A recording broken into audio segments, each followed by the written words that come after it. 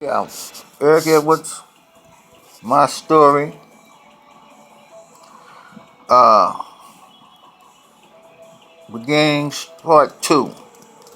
Where I left off at last, I was talking about how my dad used to uh, drop me and Nene and Pam when she was old enough off at our Uncle Jewel's uh, for all kind of occasions. He would come and pick us up and take us over there and come back and get us later on that night. And he did that for years. And Uncle Jewel, he was more of a father figure than Daddy was. Uncle Jewel do so much. Him and Daddy had horses at one time, and they used to they bring them horses down in the city and right in the back of Uncle Jewel's house. When he was back there letting kids and him and Daddy, they would let us ride that horse up and down the alley. I never forget it.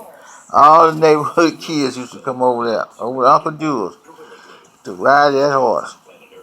They both had horses.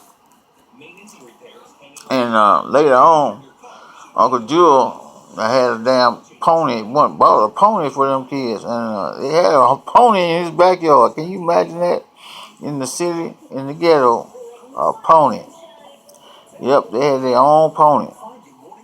And that went on for years. But Daddy, he just wasn't the kind of man.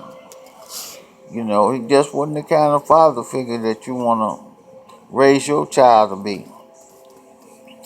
You know. And then Uncle Jewel, he used to like to fight. He was fighting his women all the time. I used to hate that. That's the part I used to hate because he would get drunk and he'd be fighting with his wife, Aunt Margaret.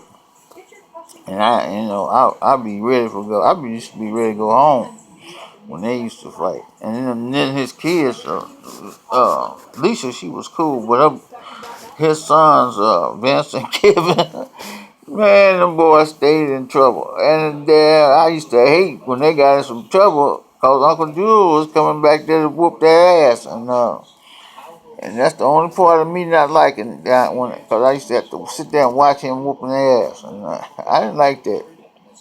And I used to tell him, why is y'all doing this? And you know your daddy gonna come back here and whoop y'all ass. That didn't stop him though. That's just And I remember when Dad used to take us over Delan's house. I remember when Delan was born. Me and Nene used to be over there all the time, and just watching Delan grow up as a little boy, he was something else. He was like he was like rolling thunder. Mama, Mama used to hate when Delan came over to the house. She like, get him, because he go running and you could hear it. She had one of them china cabinets with the dishes all up in there. And Delan used to have them dishes rattling, boy. And he come rolling through there, boy. And she's like, get him, y'all go outside. Cause Delan, he would tear a crib up, just running through it, just being a little boy. But we used to love the hell out of some Delan when we was little. We wouldn't know it now. Way Nene used to love the hell out that boy. She used to hold him when he was a baby, and I can remember when Daddy's daddy used to come. I was granddaddy on Daddy's side, and that old man was cool. And he used to come by there when he came to town. I think he lived in Kansas City. He used to come by there, Mama's house, and see us, and he'd give us a little change, a little money and stuff. But he never went without coming by there and seeing us whenever he came to town. That's one thing that old man did. Can't think of his name right now even. I just on Daddy's family tree is short. I just never got to know too many of his people. Even though they used to have an annual picnic out in State Park. Uh, They called it Grammar Rise at one time, and then State Park, and now it's called Kenneth Hall State Park. But that's where they had all the functions at. Boy, it was something. Yes, it was. And okay, so now that we done brought up that, we're going back to when I first went to Springfield, Missouri to go to school. Oh boy.